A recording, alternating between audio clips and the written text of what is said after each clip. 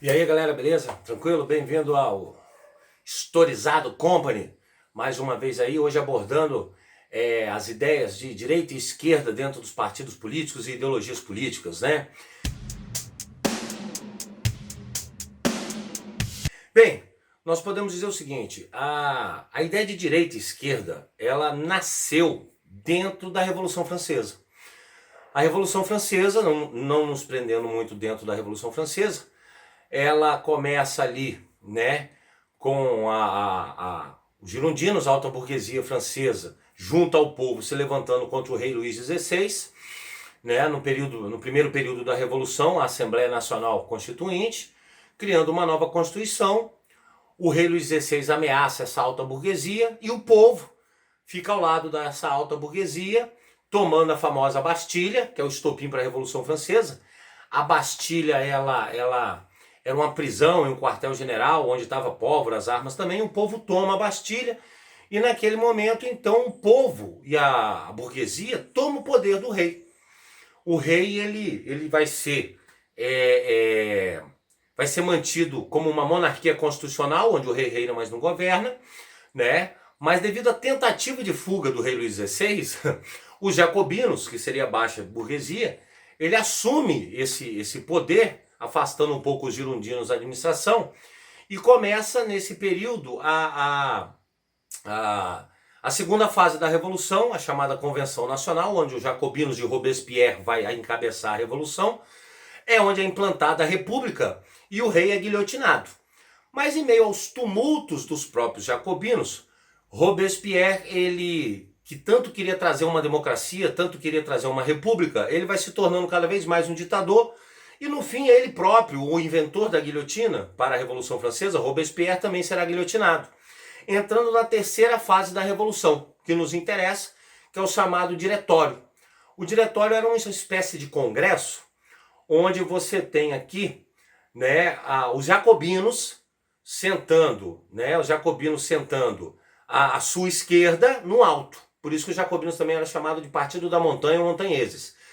Os jacobinos, eles eram a baixa burguesia, mais radicais, tudo eles queriam resolver na violência e tal. E você tinha do outro lado do Congresso, mais abaixo, sentado, no caso, à sua direita, né, os girondinos. Então os jacobinos sentavam à esquerda e os girondinos à direita. Tanto os jacobinos como os girondinos eram capitalistas. O capitalismo estava começando ali junto com a Revolução Francesa. Então, de certa forma, esse capitalismo já de tendências cada vez mais industriais e tudo mais. Então, de certa forma, né, você tinha os jacobinos, que eram capitalistas, mas sentavam à esquerda, eram mais agitados, mais violentos das suas concepções, e à sua direita você tem aqui, então, né, os girondinos sentados, tá? E sendo girondinos a alta burguesia, também capitalista, mas mais moderados, tudo querendo resolver através das leis, tudo com uma certa paciência. Nesse congresso ainda tinham os sans-culottes, que sentavam abaixo dos jacobinos, nós tínhamos o Pântano, que era a região do centro, alguns grupos sociais mais indefinidos. Então essa ideia do congresso, do diretório na Revolução Francesa, é que deu origem aos nomes, os esquerdistas, que eram os jacobinos, e os direitistas, que eram os girondinos. Ok, a Revolução Francesa vai acabar no início do século XIX, depois da derrota ali de Napoleão, né, entre 1809, né, onde acaba a Revolução Francesa, até 1814 e 15, onde Napoleão é derrotado, né, nasce essa ideia já de direita e esquerda um pouco dentro das questões políticas na Europa. Isso começa a se espalhar. Como nós entramos no século XIX, galera, dentro do século XIX vai surgir as ideologias socialistas e as ideologias anarquistas. Nasce um socialismo clássico de Marx, desenvolve o socialismo utópico, ideias sociais que eram impossíveis de serem aplicadas na sociedade, socialismo utópico. Nasce um anarquismo mais moderado, nasce um anarcossindicalismo de Bakunin usando mais a violência. Então, prestem atenção, os jornalistas do século XIX e os especialistas políticos da época começaram a chamar esses grupos socialistas e anarquistas, por eles serem mais radicais, mais violentos, começaram a chamar eles de esquerda, porque pareciam com os jacobinos. Opa, então peraí, os jacobinos não são socialistas, mas era quem sentava à esquerda do diretório. E aí os jornalistas do século XIX passaram a chamar socialistas, passaram a chamar os anarquistas de esquerda, porque eles eram violentos igual os jacobinos. E, nesse caso, os mais liberais, os capitalistas mais liberais e moderados, tá ok? Do século XIX, começaram a ser chamados de direita, olha só. Compreenderam? Essa foi a grande questão. Então, nascem as ideias de partidos de direita, capitalistas e de esquerda socialistas no século XIX, inspirado nessa questão da Revolução Francesa. Compreenderam?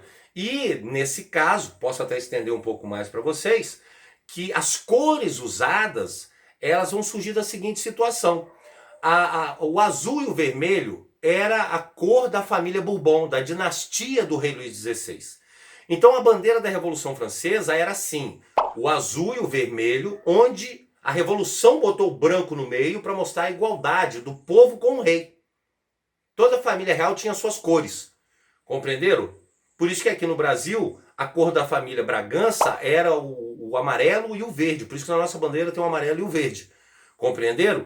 E aí nesse momento, o que vai acontecer? Você tem o vermelho e o azul separado, que era da família Bourbon, com o branco de igualdade deles, da família real, com o povo francês.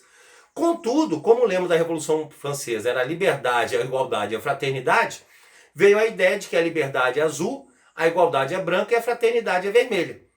Então, os socialistas adotaram a cor vermelha porque eles falavam que para ter igualdade e liberdade, antes de tudo tem que ter a fraternidade. Por isso que a cor do socialismo é vermelha, a maior parte dos partidos de tendências esquerdistas vão usar o vermelho, e aí a direita, como é a ideia da liberdade, a liberdade de expressão, a liberdade de ir e vir, a liberdade de direitos e tudo mais, a liberdade do indivíduo, eles vão adotar as cores azuis, mais azuis, compreenderam? E aí a gente desenvolve agora então essas ideias de partido de direita, esquerda, centro-direita, centro-esquerda, usando como exemplo os partidos brasileiros, beleza?